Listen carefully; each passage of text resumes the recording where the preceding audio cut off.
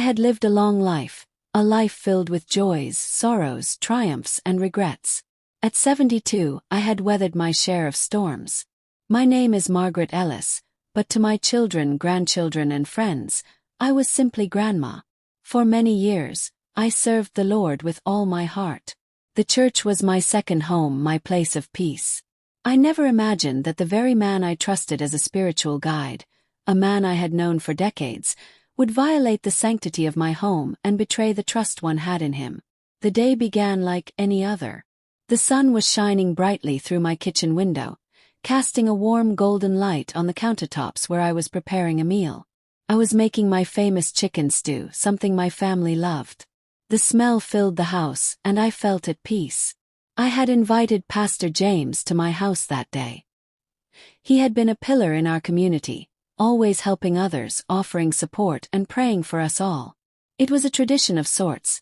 Pastors would visit their flock, offering blessings and prayers for our homes, our health, our peace. But I never imagined the blessing I would receive that day. When he arrived, I greeted him at the door with a warm smile. He was dressed in his usual dark suit, a Bible clutched tightly in his hands. He looked like the man I had known for so many years, anointed, wise, and kind. But something in his eyes was different this time. There was an intensity, an unsettling energy that I couldn't quite place. I tried to shake it off, thinking I was just being paranoid. I invited him into the living room, where we exchanged pleasantries, discussing the weather, the church, and how everyone was doing. But little did I know, that moment would be the last of any normal conversation.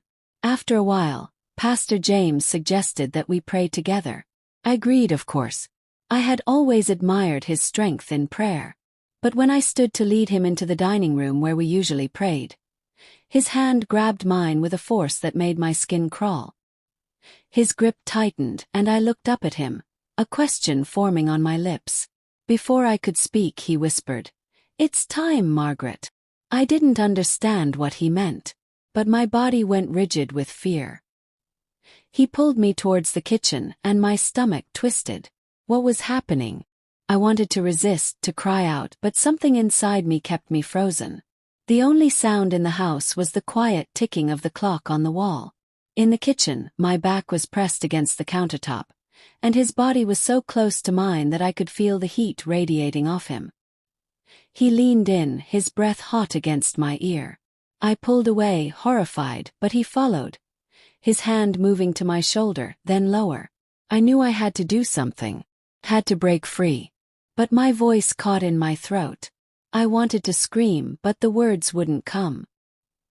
He forced himself closer, whispering about the blessing I would receive, about how he was sent to me for a divine purpose. I tried to shove him away, but his hands were like iron. He leaned in to kiss me, and that was when the tears started to fall. "Stop!" I cried, my voice shaking with fear. "What are you doing?" But the look in his eyes, his cold, calculating stare, told me that my screams meant nothing. And then, in that moment, it all came crashing down. The man I trusted, the man I had spent so many years listening to, was the very one who had come to destroy me. I had never felt so helpless. My body screamed, my mind raced, but no sound came out. The last thing I remember was his hands. His cold hands, clutching my arms as I struggled to breathe. Then darkness took over. I don't know how long I was out, but when I came to, I was alone. Pastor James was gone. And yet, I could feel his presence still lingering in the air, thick and suffocating. I rushed to the door, only to find it locked from the outside. My heart pounded in my chest, and panic set in. What had just happened? Was it a nightmare? Well, I knew it wasn't. The reality of it hit me like a ton of bricks. I had been violated in my own home, by the very person who was supposed to help me. But the question that haunted me was, why? Why would he do this to me? And more importantly, why did I let it happen? The guilt, the shame, the disbelief. All of it hit me like a wave. I wanted to call my children to tell them what had happened, but I couldn't bring myself to say it out loud. It felt like a sin, something I couldn't undo. The front door was still locked. I needed to get out. I needed to escape. I didn't know where to go, but I had to leave. I couldn't stay there, not after what had just happened. But then, just as I was about to turn to find another exit, I heard a knock at the door. It was him. If this story resonated with you, showed you the strength of perseverance, and reminded you to trust only those who truly deserve your trust, please like, comment, and subscribe. Let me know what you think, and stay tuned for the next chapter. The knock on the door sent a jolt of terror through my body. I froze, unable to move. Felt like a cruel game, one that I had no control over. Was it him? Was he back to finish what he started? Or was it someone else? Someone who might offer some semblance of comfort? The uncertainty tore at my heart. I stepped back slowly, my hands trembling as I wiped the tears from my face. I was a mess. My hair, once neatly tied, now hung loosely around my face, matted and wild from the ordeal. My clothes felt too tight, too suffocating, like they were mocking me. I couldn't believe this was happening. This wasn't the life I had worked so hard to build. It wasn't the home I had carefully curated with love and devotion. I stood there, staring at the door, afraid of what I would find on the other side. The knock came again, louder this time. More insistent. My heart raced as I took a step toward the door, my feet unsteady, as if the ground beneath me was crumbling away.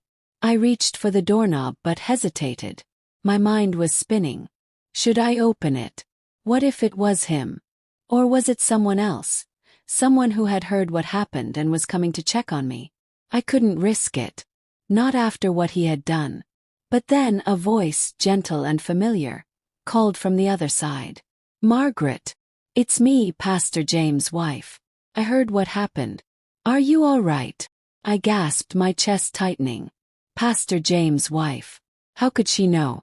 Had she come to check on me, or was she here for a different reason altogether? I felt a wave of confusion wash over me. Didn't make sense. Why would Pastor James' wife be at my door? And why did she sound so calm, so composed, when my world had just shattered? I stood frozen in place, my mind racing, trying to piece everything together. I knew I couldn't stay in that house any longer. But I wasn't sure if I could trust this woman. What if she was in on it too? What if she had known all along? The possibilities seemed endless, and none of them gave me any peace. The knock came again, this time more desperate, as if she was growing impatient. "Margaret, please open the door. We need to talk." I couldn't breathe. My pulse hammered in my ears as I slowly turned the knob. I had to know what was going on. I had to understand why everything had gone so horribly wrong. As the door creaked open, I found myself face to face with Pastor James' wife.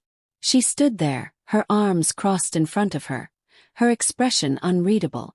She was a woman in her late 40s, with short black hair and sharp features. She was dressed in a simple black dress, but there was an air of authority about her, an unsettling calmness that made my stomach churn. Her eyes scanned me briefly before locking onto mine. "I know this is hard, Margaret," she said softly. "But we need to talk. It's not what you think." Her words were like a punch to the gut. Not what I thought. How could it not be what I thought? I had just experienced the most horrific betrayal of my life, and now she was standing there, acting like nothing had happened. I stepped back, my hand still gripping the doorframe. "What do you mean it's not what I think? What exactly is going on, Linda?" Her gaze faltered for a moment, and I saw a flicker of something. Fear? Guilt? It was gone as quickly as it appeared. She straightened, her composure returning as if it had never left. "Margaret, I need you to listen to me," she said, her voice steady. "I know you're in pain and I know what happened today was wrong. But I need you to understand that there's more to this story than you know." I wanted to scream. I wanted to shout at her to demand answers, but instead I found myself nodding weakly. I didn't know what else to do. Had to know. I had to understand what was happening, why everything felt like a nightmare that I couldn't wake up from. Linda stepped inside, her movements slow and deliberate. She glanced around my kitchen, taking in the empty space, the untouched meal I had been preparing. There was a look of pity in her eyes, but it wasn't the kind of pity I wanted. It was the pity of someone who knew more than they were willing to admit. "Margaret, this isn't the first time this has happened," she said, her voice barely above a whisper. My heart stopped. "What do you mean? How could this have happened before?" "He's a pastor, Linda. He's supposed to help people. He's supposed to be a man of God." Linda's face softened, and she sighed deeply, as if the weight of something heavy had just been placed on her shoulders. She looked at me, her eyes full of sorrow. "There's something I need to tell you, something that's been hidden for years. But I can't do it here, not like this. I need you to come with me, Margaret. There's a safe place where we can talk. You'll be safe there, I promise." Safe. I didn't know if I could trust her. The last few hours had shattered everything I thought I knew. But something in her tone, in the way she looked at me, made me hesitate. Could I really trust her? Could I trust anyone? The decision seemed impossible, but I had to make it. My mind was reeling, and I felt like I was about to lose control. But before I could respond, the sound of footsteps echoed from behind me, followed by a voice that I knew all too well. It was Pastor James. If this story resonated with you and made you question the trust we place in others, please like, comment, and subscribe. Stay tuned for the next chapter, where the truth begins to unravel. I couldn't believe it. The voice that came from behind me, smooth and confident, was unmistakable. "Pastor James." "Margaret, I see you've decided to let Linda in," he said, his tone calm, almost too calm. I spun around, my heart racing, the blood draining from my face. There he was, standing in the doorway. His dark eyes locked on mine like a predator staring at its prey. Linda's expression faltered, and for the first time since she'd arrived, there was a crack in her composure. I could see her hands trembling slightly at her sides. It was as though she had just realized she had stepped into a trap of her own making, but one she couldn't escape from. "You told her?" I demanded, my voice shaking with a mix of anger and disbelief. "You told her the truth?" Pastor James' smile was thin, like a snake ready to strike. "Oh, I didn't tell her anything, Margaret. You're confused. Linda and I were just talking. She's here to help you understand what happened. To help you understand what's really going on." I felt the bile rise in my throat. This couldn't be happening. Couldn't. There had to be a mistake, a misunderstanding, something I hadn't seen. But as I looked at him, the man I had trusted, the man who had spent so many years as the spiritual leader of this community, I knew deep down that there was no misunderstanding. "I don't want to hear it," I said, my voice barely above a whisper. "Not from you, not from anyone. What you did to me in my own home. That will never be forgotten. I don't care who you are. You've betrayed me." Linda stepped forward, her hand reaching out to touch my arm. Her fingers were cold against my skin, and I jerked away instinctively. "Margaret, please listen. It's not as simple as it seems. There's more to this. More than you could ever know." Pastor James nodded, a smirk playing at the corner of his lips. "You see, Margaret," he began, his voice silky smooth, "this wasn't just about me blessing you. This is about power I've had for a long time. Power I've been given. And now it's time for you to understand that you are part of something bigger than you think." I felt a wave of nausea wash over me. "Bigger? What do you mean, bigger?" Linda's eyes shifted nervously between us. "Pastor James has. Well, he's been helping people. In ways you can't even imagine. Things you wouldn't believe. Things we never talked about in church."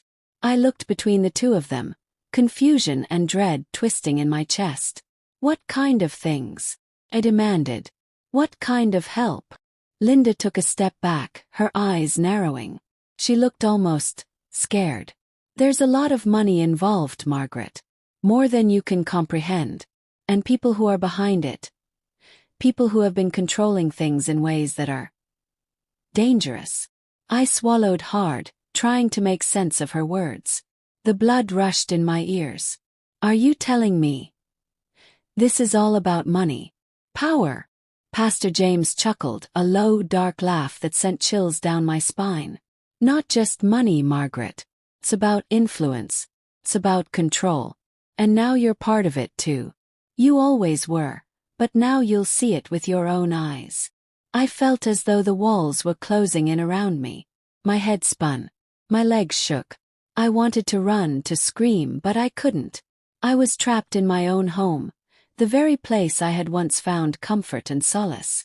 Why me? I whispered, barely able to form the words. Why me, Pastor? Why now? He stepped closer, his eyes cold and calculating. Because you're the key, Margaret. The key to everything. And now, you're going to help us unlock it all. Before I could respond, Linda's voice cut through the tension.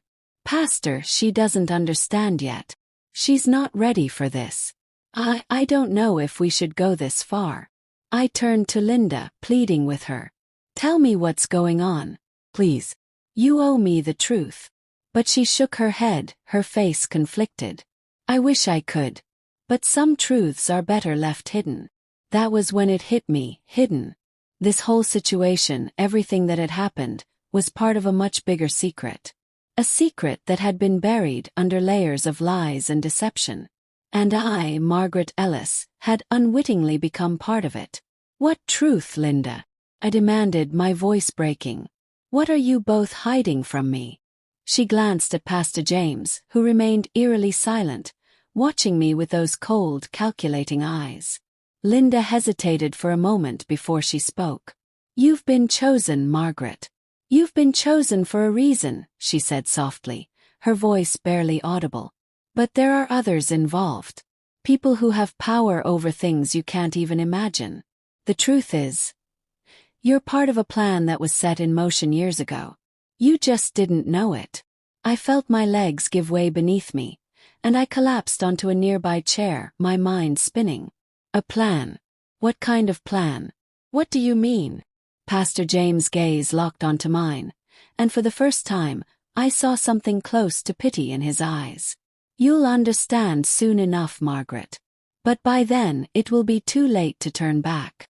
I opened my mouth to speak, but the words caught in my throat. My mind couldn't process what was happening. Was I really hearing this? Was this really the truth? Before I could form another thought, the sound of footsteps echoed from outside the door. Heavy, deliberate steps. Someone else was coming. Someone I didn't recognize. If this story has left you questioning the truth behind what we see and who we trust, please like, comment, and subscribe. Stay tuned for the next chapter, where even deeper secrets begin to unravel. The sound of footsteps grew louder, and my heart skipped a beat. My breath caught in my throat as I glanced toward the door, my body frozen in place. Who else was here? Was it someone else involved in this dark conspiracy? I couldn't breathe. I had barely just begun to process what Linda and Pastor James had told me. And now there was more. There was always more. Pastor James glanced at Linda, and there was an unspoken tension between them, something I couldn't quite place. It was as though they were waiting for something I wasn't prepared to understand. Margaret, I think you're ready for this, Linda said softly, her voice tinged with something close to fear. I felt a lump rise in my throat. What was I supposed to be ready for? I wasn't ready for anything. I wasn't ready to hear that my life was part of some sinister plan. I wasn't ready for the realization that the man I had trusted had been playing a game with me, and I had no idea just how deep this game went. The footsteps stopped at the door. I swallowed, trying to steady myself. The doorbell rang sharply, breaking the silence, and my body jolted in response. I turned to Pastor James, my voice trembling. Who's that? Who else is involved in this? His cold eyes met mine, and I saw a flicker of something I couldn't decipher. Was it guilt? Fear? Maybe both. Margaret, he said, his voice low and menacing, you need to understand that this isn't just about you anymore. You're not the only one in this. There are others who have been chosen. People who have been waiting for the right time. And now that time has come. I felt dizzy, like the world was spinning around me. Chosen. It was a word that haunted me now, a word that seemed to echo in my mind like a mantra. Chosen for what? What kind of game were they playing? Why was I being dragged into the middle of it? Before I could ask any more questions, the door opened slowly, and a man stepped inside. He was tall, with sharp features and a cold, calculating look in his eyes. He had the air of someone who knew they were in control of everything. He wore a tailored black suit that seemed almost too perfect for someone who wasn't in the public eye, and his presence made the air in the room feel thick and oppressive. Linda stepped back, her eyes avoiding the man's gaze as he entered. "This is Victor," she said quietly. "He's part of the reason why you're here, Margaret." Victor. The name echoed in my mind, but I had no idea who he was or why he was here. His eyes locked onto mine with an unsettling intensity, and I felt a shiver run down my spine. "Margaret," Victor said, his voice smooth, almost soothing. "We've been waiting for you. Waiting for you to understand your role in all of this." I shook my head, the confusion and panic threatening to overtake me. "What role? What are you talking about? What do you want from me?" Victor took a step closer, and despite myself, I stepped back, my heart hammering in my chest.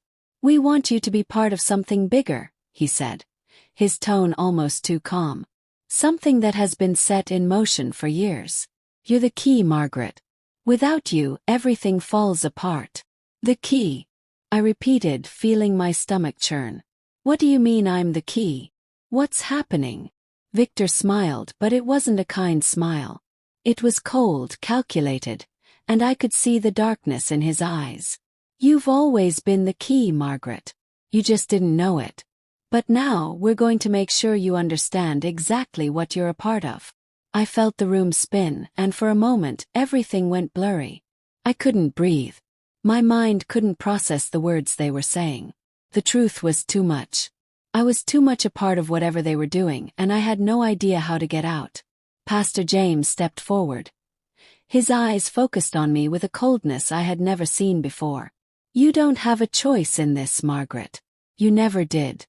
But we've given you an opportunity to accept your place or to reject it." Linda finally spoke, her voice trembling. "Margaret, please, you don't understand.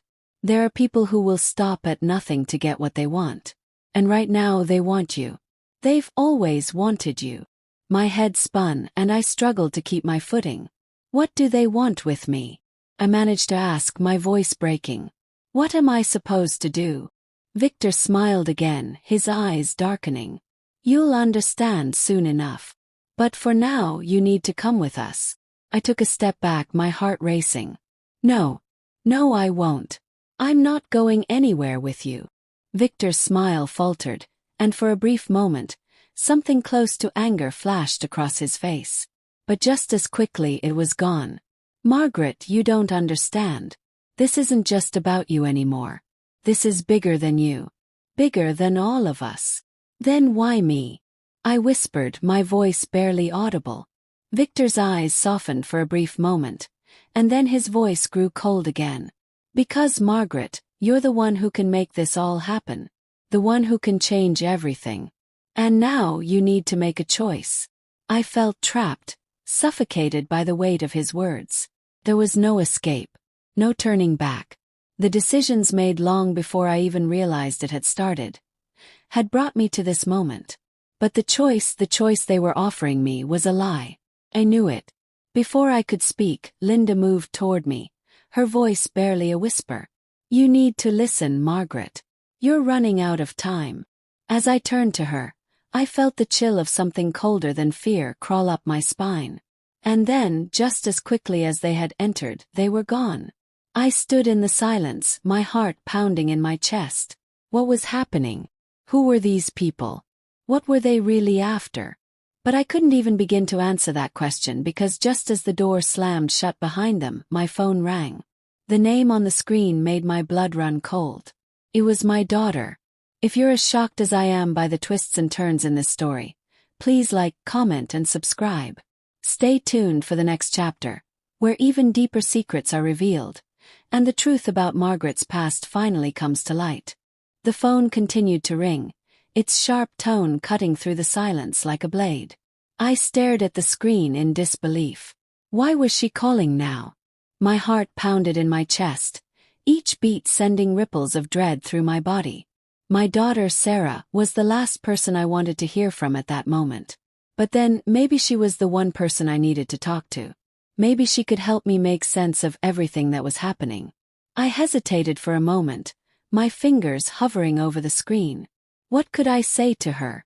How could I explain to her that the man who had been like a spiritual father to our family had just violated me in my own home? And how could I possibly tell her about the dark conspiracy that had unfolded before my very eyes? It was too much. I wasn't ready to speak the words, not yet.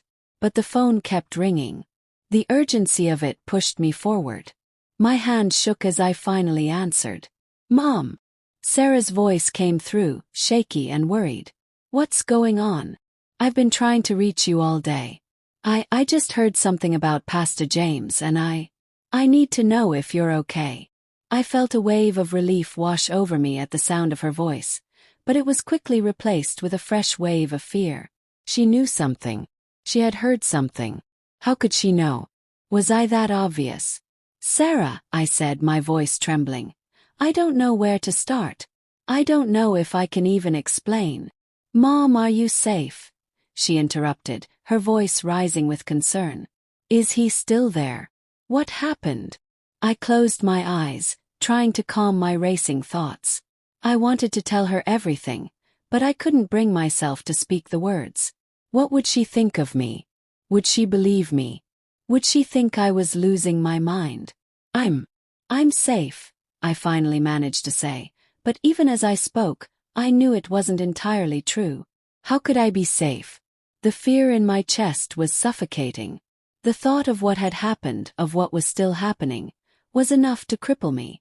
"I don't know what's going on, Sarah," I continued, my voice cracking. "But I've been dragged into something. Something I don't understand. Pastor James, he's not who I thought he was. And there's more to it than just him. There's something darker, something that's been hidden from all of us." Silence filled the line for a moment, and then Sarah's voice came back, softer this time. "Mom, what are you saying? What happened? Just tell me. I'm here for you. We'll figure it out together."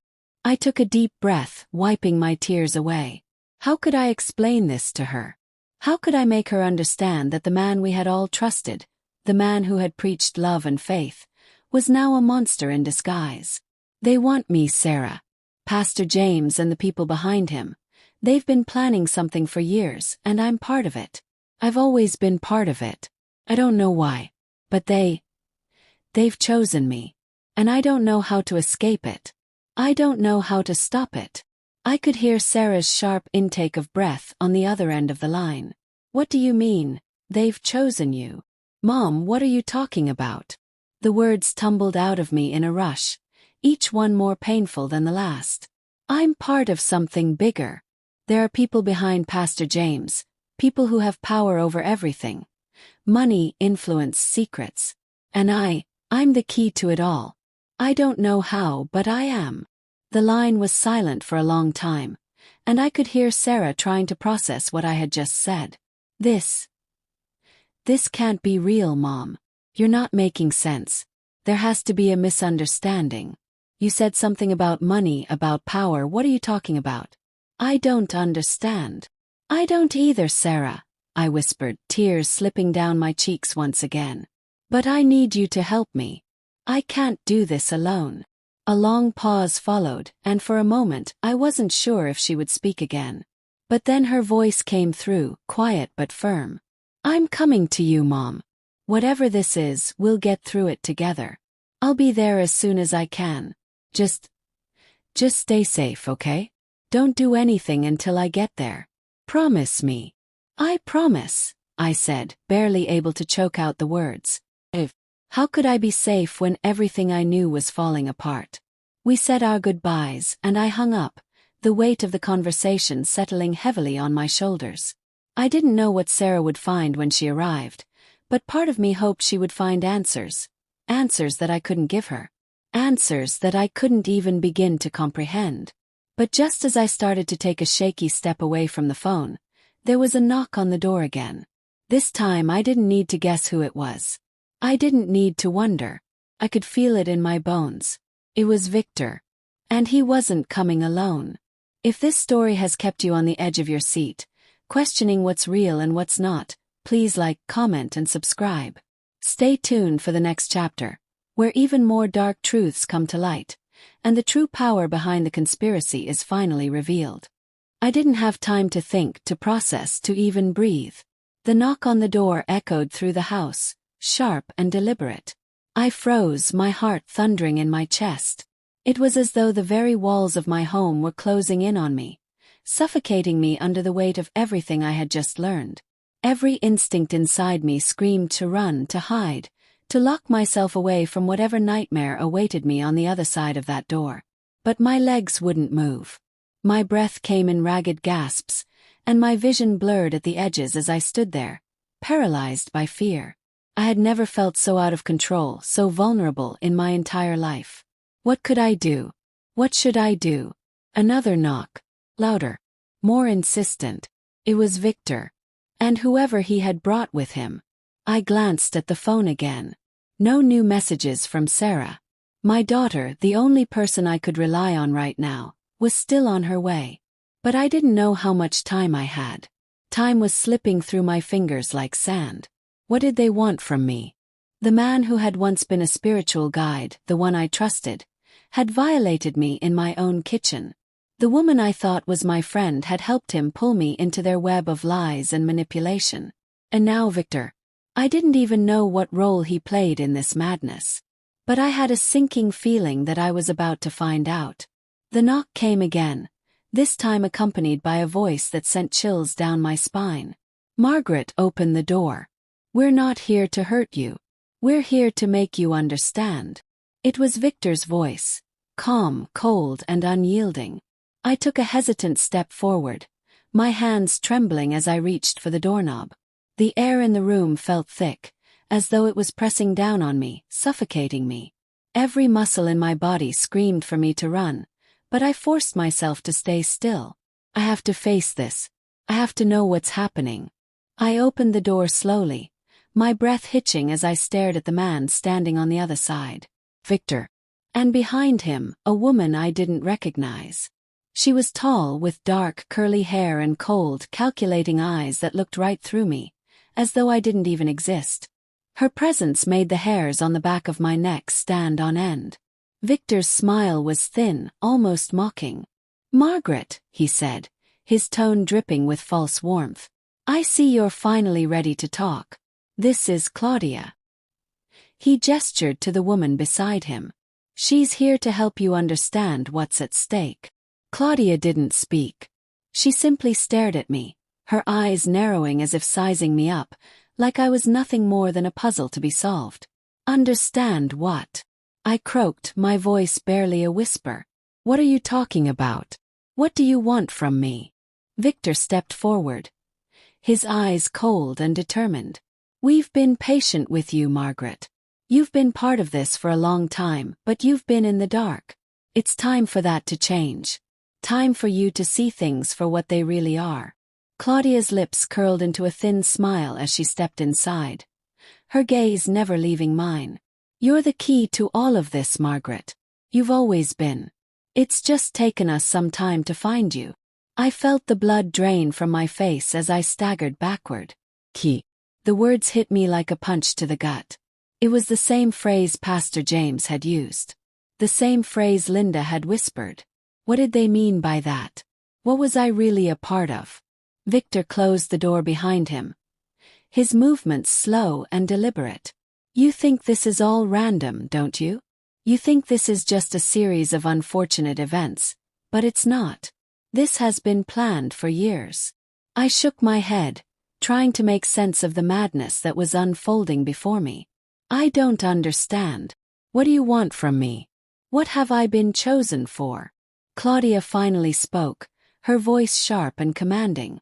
It's not about what we want from you, Margaret. It's about what you will do for us. You are the one who holds the power to unlock everything. The truth, the money, the influence. It all hinges on you. I felt like the world was spinning out of control. I wanted to scream, to shout, to demand answers, but the words wouldn't come. My mind was racing, unable to keep up with the dizzying pace of the situation. "What do you mean, unlock everything?" I asked, my voice shaking. "What are you talking about? I don't know anything. I don't have any power. I'm just—" "Don't be foolish, Margaret," Victor interrupted, his voice sharp. "You know exactly what we're talking about. You have the bloodline, the connection. Your family. Your father. He was the key before you. And now it's your turn." "My father." The words rattled in my mind like a loose bolt, and I felt a sharp stab of pain in my chest. I had always known my father was a man of mystery, that there were secrets in his past I would never fully understand. But I never imagined that those secrets would lead me here, to this moment, where everything was crumbling around me.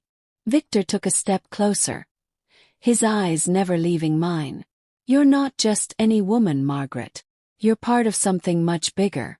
Your father was involved in a legacy that's been hidden from the world for generations. And now, you're the one who will bring it to light." I felt a cold wave of realization wash over me. A legacy. My father. The weight of his words was crushing, and I struggled to breathe, to stay grounded. What was he talking about? What was this legacy they kept referring to? How was I involved in something I couldn't even understand? Claudia stepped forward, her voice low and deadly. "There's no turning back now, Margaret. You're already involved. The question is, how far are you willing to go to unlock the power that's waiting for you?" I opened my mouth to speak, but no words came out. My mind was racing, spinning wildly as the reality of what they were saying sank in. I was part of something bigger, something dark, something dangerous. But I had no idea what it was or how to stop it. And then, just as the room seemed to close in around me, the doorbell rang. It was Sarah. If this story is leaving you on the edge of your seat, desperate to know what happens next, please like, comment, and subscribe. Stay tuned for the next chapter, where the truth behind Margaret's legacy will finally be revealed. My heart skipped a beat. Sarah. The sound of her voice was a lifeline, a thread of normalcy that seemed to pierce the dark cloud of confusion and fear that had enveloped me. I didn't know whether to feel relief or terror. There was no way I could explain to her what was happening. There was no way I could bring her into this nightmare. The doorbell rang again, louder this time, demanding an answer. Sarah was outside, and in my state of panic, I realized I had no idea how to handle this. Should I let her in? Should I warn her? I glanced nervously at Victor and Claudia, whose cold eyes bore into me, waiting for me to make a decision. Victor's lips curled into a smirk as he stepped forward, blocking my view of the door. "You know what to do, Margaret," he said, his voice low and menacing. "The choice is yours. If she comes in, she'll be a part of this too. We don't want anyone else involved, do we?" I swallowed hard, my throat dry. My mind screamed at me to protect Sarah, to keep her out of this madness. But what if she could help? What if she was the one thing I needed to turn this around? I didn't know who I could trust anymore. I have to let her in," I said, more to myself than to anyone else. Victor nodded, his eyes gleaming with a cold satisfaction. "As you wish." With trembling hands, I opened the door, my heart pounding in my chest. Sarah stood there, her face a mask of concern. She was still in her work clothes, looking tired but determined. "Mom!" Her eyes scanned my face, searching for answers. "What's going on? I've been calling you for hours. Why didn't you answer? Are you all right?" Before I could respond, Sarah stepped inside, her gaze shifting between me and the two strangers standing in the middle of the living room. She looked at Victor and Claudia, her eyes narrowing as she assessed them. There was something in her posture, something protective, that made me feel a slight flicker of hope. "Who are they, Mom?" Sarah asked, her voice steady but filled with suspicion. "What's going on here?" I felt a knot tighten in my stomach. How could I possibly explain this to her? How could I make her understand the magnitude of the situation when I didn't fully understand it myself? Victor stepped forward, his hands clasped in front of him. "This is a private matter, Sarah. You shouldn't be here." You don't understand what's happening, and frankly, you don't need to. Sarah's eyes widened, and her protective instinct kicked in. What's that supposed to mean? Who are you to tell me what I can or can't understand? I'm not leaving until I know what's going on. Claudia's lips curled into a sly smile. She's right, Margaret, she said, her voice dripping with condescension. Your daughter has a right to know. It's time. Sarah's gaze flickered between me and the two of them, her confusion deepening. Mom, what is this? Why are you acting like this? I could barely look at her. I didn't know what to say, where to begin. My mind raced, but every word felt like it was too much, too heavy to put into a sentence. Victor cleared his throat. Margaret, I think it's time for you to tell her. Tell her everything. I wanted to scream. I didn't want Sarah to know. I didn't want her to be involved in this nightmare, to become part of this twisted game. But there was no escaping it anymore. No hiding from the truth. I took a deep breath, and the words came out in a rush, tumbling from my lips like they had been waiting to escape for too long.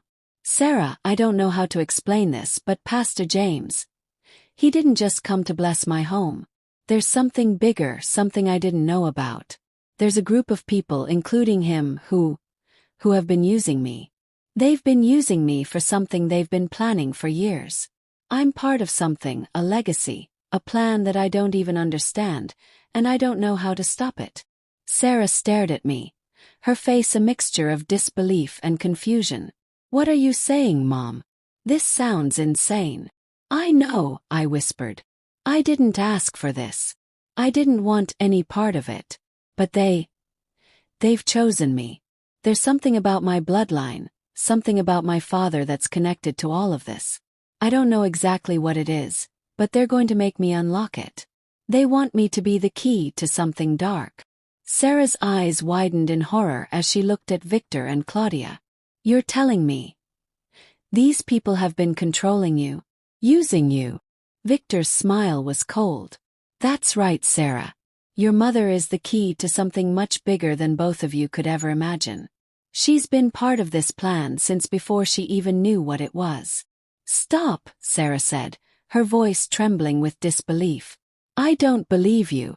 None of this makes sense. Claudia stepped forward, her gaze never leaving Sarah. It doesn't need to make sense right now. All you need to understand is that your mother is part of something that's been carefully orchestrated for years. And you, she turned to me, you have a role to play in it too, whether you want to or not.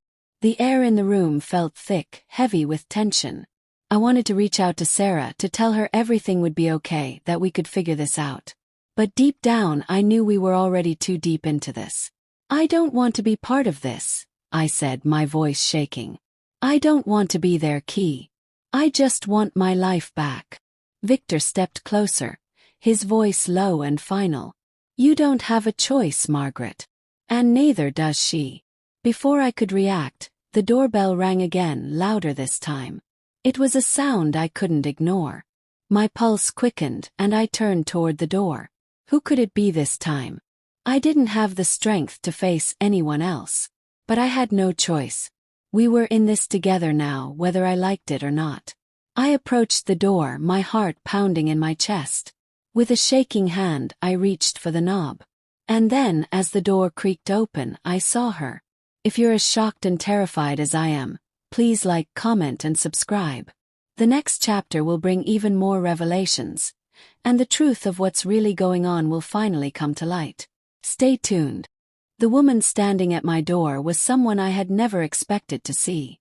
She was older, but still graceful, with a face that looked oddly familiar yet alien at the same time. Her hair was long and silver, tied back in an elegant knot, and her eyes were the color of deep ocean water, dark and intense. She wore a long, flowing coat that seemed too grand for someone just walking in off the street. I froze for a moment, unsure of what I was seeing. This wasn't just anyone. There was something about her presence that sent a wave of recognition crashing over me, but I couldn't quite place it. Sarah stepped forward, her voice tense with suspicion. Who are you? The woman's gaze flickered briefly to Sarah before resting back on me.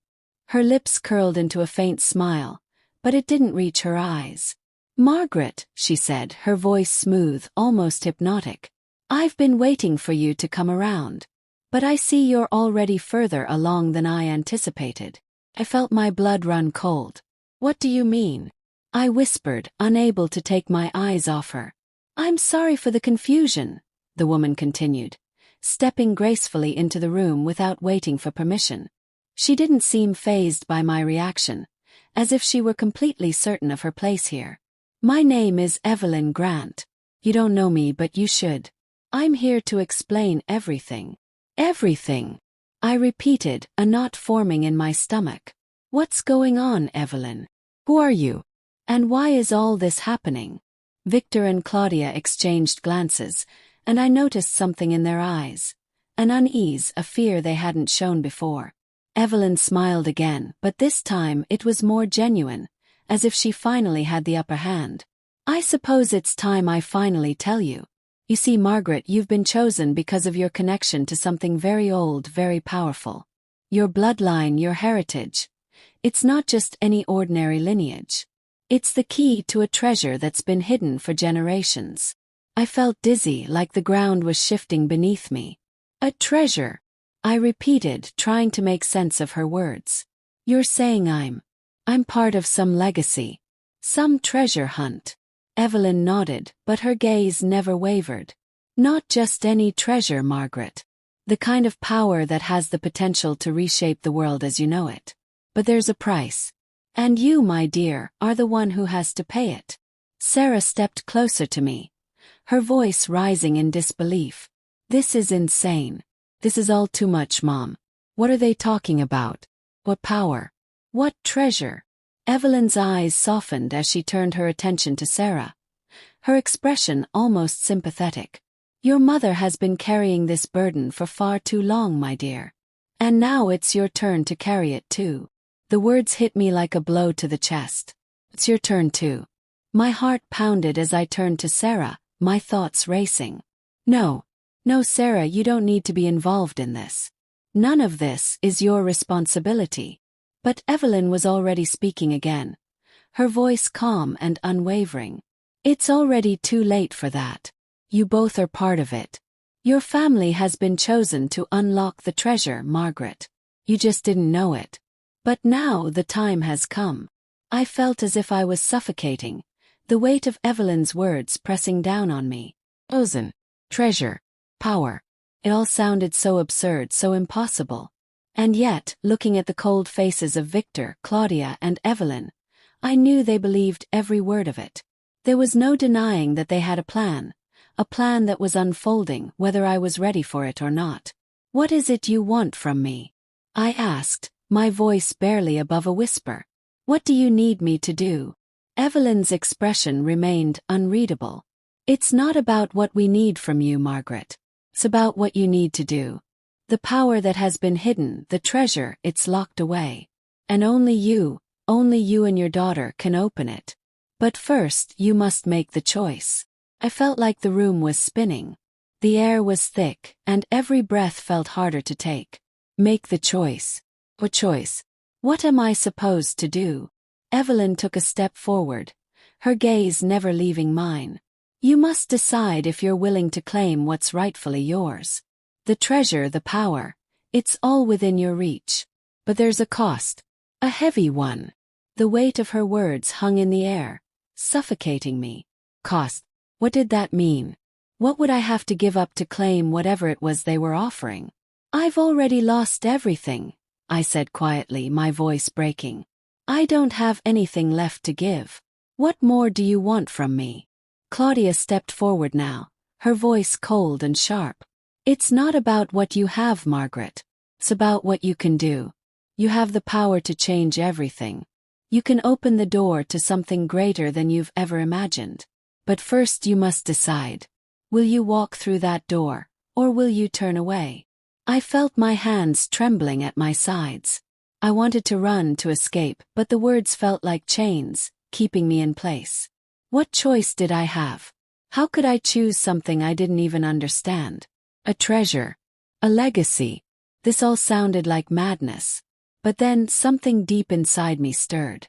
Feeling I couldn't explain. It wasn't just fear. It was the faintest glimmer of something else. A desire to understand, to know the truth, no matter how horrifying it might be. "I don't know if I can do this," I said, the words barely escaping my lips. Evelyn's smile softened just slightly. "You can, Margaret. You've always been able to. Now it's time for you to choose." And just as I opened my mouth to respond, I heard a sound from the hallway. A sound that made my heart freeze in my chest. It was the sound of footsteps. Heavy. Deliberate. And they were getting closer. If this story has you questioning what secrets lie beneath the surface, please like, comment, and subscribe. Stay tuned for the next chapter, where the true extent of Margaret's power will be revealed, and the consequences of her choice will be more than she ever expected. The footsteps grew louder, closer, and in that moment, time seemed to stretch, thickening like molasses. I held my breath, my heart hammering in my chest as I turned toward the sound. The room felt too small, the walls closing in on me as the tension thickened with each passing second. Who was it? My mind raced, spiraling into panic, trying to make sense of everything that had happened. The door to the living room creaked open, and my breath caught in my throat. The figure that stepped into the doorway was one I had never expected to see. It was my estranged brother, David, someone I hadn't heard from in years. "David," I whispered, my voice barely audible. He looked older, his hair graying at the temples, and there was a hardness to his eyes that sent a chill down my spine. He had always been distant, but seeing him here in my house at this moment, it felt surreal. "Margaret," he said, his voice low and measured, as if this was just another ordinary day. "I see you're finally getting the full picture." Could hardly breathe. How was he involved in this? What was going on?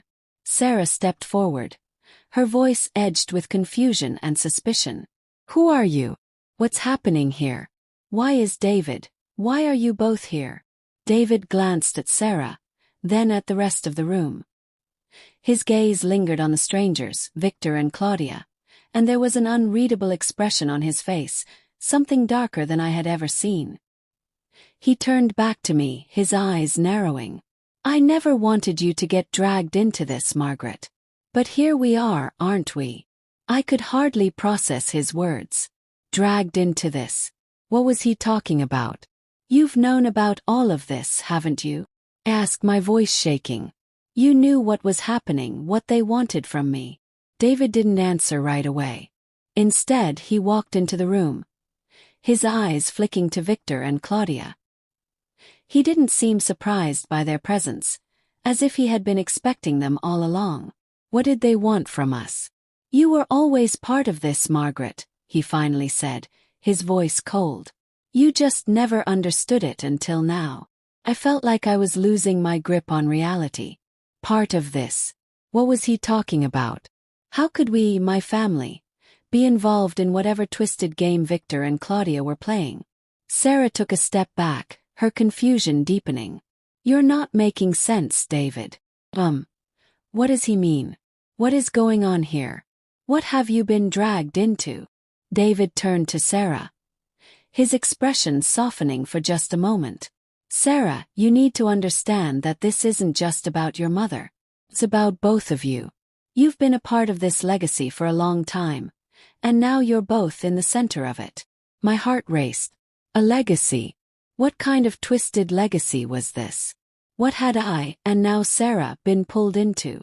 Victor spoke then, his voice smooth and calculating. "This was always going to happen. Your bloodline, Margaret.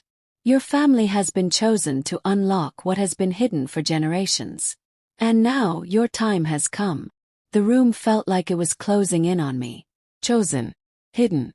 My father's name echoed in my mind again, and a sickening realization began to take root. "Dad," I whispered. "What does my father have to do with this?" David's eyes flashed, but he didn't immediately respond. I felt the weight of the silence bearing down on me. "Your father," Victor continued, "was the first to unlock the path to this power. The treasure, whatever you want to call it, it was hidden for a reason. And your family has been the keepers of it for generations. I could feel my chest tightening. The words felt like they were suffocating me. What power! What treasure! My voice was barely a whisper. Claudia finally spoke, her voice cold and cutting. The treasure is not gold or jewels, Margaret. It's control. It's influence. And it's time for your family to claim it. You and Sarah are the last link in the chain. Sarah's face twisted with confusion and disbelief. No, this doesn't make sense. This is all some kind of lie. David turned to her, his gaze sharp. It's not a lie. You don't understand it now, but you will. The power has been passed down from generation to generation. And now it's your turn. All of it is yours for the taking. But there's a price. Stop, I said, my voice breaking. What price? What are you asking me to do? I can't be a part of this. Victor stepped closer, his cold eyes never leaving mine. The price, Margaret, is that you must take your place in this legacy. You must unlock what your father started.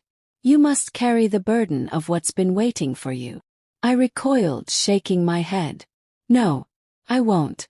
I refuse to be a part of this. I didn't ask for any of this. David's face hardened, his jaw tightening. You don't get to refuse, Margaret. You've been a part of this since the day you were born. This is your inheritance. And now you must claim it. The weight of his words hit me like a ton of bricks. Inheritance. That word, that idea, it felt like a curse. A curse that had been passed down through generations, waiting for me to accept it. But I didn't want it. I didn't want any of it. I looked at Sarah, my eyes pleading with her to understand. Sarah, you can't be a part of this. I won't let you. I can't lose you too. Her eyes were wide with fear and confusion, but she didn't speak. I knew she didn't fully understand what was happening. None of us did. But I couldn't bear to drag her into this nightmare. Victor smiled, sensing my hesitation. You don't have a choice, Margaret. None of us do. We are all bound by this legacy. And then, as if to seal my fate, there was a loud crash from the other room. The sound of something heavy falling to the floor. My breath caught in my throat. What now? Without a word, David turned toward the noise. His face darkened. It's time, he said, his voice cold and final. If you're as desperate to know the truth as I am, please like, comment, and subscribe. Stay tuned for the next chapter, where the final pieces of the puzzle will fall into place, and the true cost of Margaret's legacy will be revealed. The crash echoed through the house, reverberating in the silence that followed. My heart raced, my breath shallow as I turned toward the noise. Every fiber of my being screamed to turn away, to escape, but there was nowhere to run, nowhere to hide. I was trapped in my own home, surrounded by people who knew far more than I did, people who seemed to hold the strings of my fate. And Sarah, my sweet, innocent daughter, was caught in the web with me. David's expression hardened as he motioned toward the hallway. Stay here, he said, his voice tight, as though he had already prepared for what was about to happen. He didn't even wait for a response. He walked swiftly toward the noise, his footsteps echoing like a drumbeat of inevitability. I stood frozen for a moment, my body shaking with fear and confusion. What was happening? What did I just get pulled into? I glanced at Sarah, whose face was pale and tense with worry. She stepped closer to me, her hand reaching for mine. Mom, what is all this? What are they talking about? The legacy. The treasure. I squeezed her hand, my heart breaking for her. I don't know, sweetheart. I don't know any of it. I didn't ask for this. But we're stuck in it now. We can't get out of it. Her face twisted in confusion and disbelief, but I saw something else in her eyes too. Fear. The kind of fear that only comes when you realize there's nothing you can do to change your circumstances. She was scared, and rightfully so. We both were. We stood there, waiting in the quiet tension, unsure of what would happen next. The minutes seemed to stretch on forever, every sound in the house amplified by the thick silence. Then, just as I thought the air would suffocate me, David's voice came from the hallway, his tone sharp and commanding. "Margaret, get in here. Now." I didn't question him. There was no time. I didn't have a choice. With a final, fleeting glance at Sarah, I nodded and hurried toward the hallway. As I moved, my legs felt like jelly, like they might give out beneath me at any moment. I had no idea what was happening or what I was walking into, but I had to follow. For Sarah. For me. The hallway was dark, and as I approached the living room, I could see the outlines of David and the others standing in the shadows, their eyes trained on something I couldn't see. I stepped closer and then I saw it. The object on the floor. Box. A large wooden chest, covered in dust, as if it had been hidden away for years. It was old, worn, but unmistakably valuable. My pulse quickened as I stared at it, my breath catching in my throat. The chest was ancient. The wood had darkened with age, and the intricate carvings along its edges looked like something out of a forgotten legend. "This," David said, his voice low, "is what we've been waiting for." I could feel the weight of his words pressing down on me. Waiting for? For what? And why had it been hidden in my home? Victor stepped forward, his eyes gleaming with an unsettling mix of greed and excitement. "It's time, Margaret. Time to open it." I shook my head, taking a step back. "No, I won't open it. I don't even know what it is. What's inside that box?" David's expression softened, but there was no warmth in his eyes. "It's your inheritance, Margaret. Your legacy. Everything your father worked for. Everything he was preparing for you." The pieces were finally starting to fall into place. But I didn't want to hear any of it. I didn't want to know. It all felt too much. Too heavy. And I couldn't shake the feeling that opening that chest would be the point of no return. "No," I said again, my voice barely a whisper. "I don't want it. I didn't ask for this. I don't want any part of this legacy." But Victor wasn't listening. He stepped forward, his hands hovering over the chest, preparing to open it. "It's too late, Margaret. You've already been chosen. You've already been a part of this for longer than you realize. This is your destiny. Your family's destiny." His hand rested on the chest, and the room seemed to grow even colder. My heart raced as I stared at the box, knowing that what happened next would change everything. And deep down I knew I couldn't stop it. None of us could. "David, please," I said, my voice breaking. "Please don't make me do this." But David's face hardened. "It's already done, Margaret. You don't get to walk away from it now." The tension in the room was unbearable. I wanted to scream, to run, but my body wouldn't move. Every part of me wanted to resist, but I felt trapped. Trapped by my bloodline, by my past, by a legacy I didn't understand. With a final, slow movement, Victor opened the chest. Inside there was no gold, no jewels, but something far more terrifying. A piece of old parchment, sealed with a wax emblem, and what looked like an ancient key. The key gleamed in the dim light, as if it were waiting for something. For me. David stepped forward and picked up the parchment. He turned to me, holding it out. "This is it, Margaret. This is the start of everything. The start of your power." I took a hesitant step toward him, my body trembling. I couldn't look away from the key. It seemed to call to me, drawing me in, and I felt my fingers twitching as though they were being pulled toward it. "Take it," David said, his voice low and commanding. "This is your birthright. This is everything." I reached out slowly, my hand shaking as I grasped the key. The moment my fingers closed around it, a surge of power rushed through me, sharp and overwhelming. It was like nothing I had ever felt before. My body felt alive with energy, with an unknown force, and I gasped as I tried to steady myself. "Now, Margaret," Victor said, his voice thick with anticipation. "Unlock the door." I turned, my heart racing as I glanced around the room. A door. The door they were referring to. A door. Where? But before I could ask, a strange sensation washed over me. The room seemed to shift, the walls stretching, warping, as though the very fabric of reality was bending. And then I saw it. Door. It had appeared out of nowhere. An old iron door, covered in dust and cobwebs, standing before me. A door. The door to everything. The door that had been waiting for me to open. And with trembling hands, I raised the key and inserted it into the lock. If this story has taken you to the edge of your seat, questioning everything you thought you knew, please like, comment, and subscribe. Thank you for joining me on this journey. The power of Margaret's legacy has been revealed.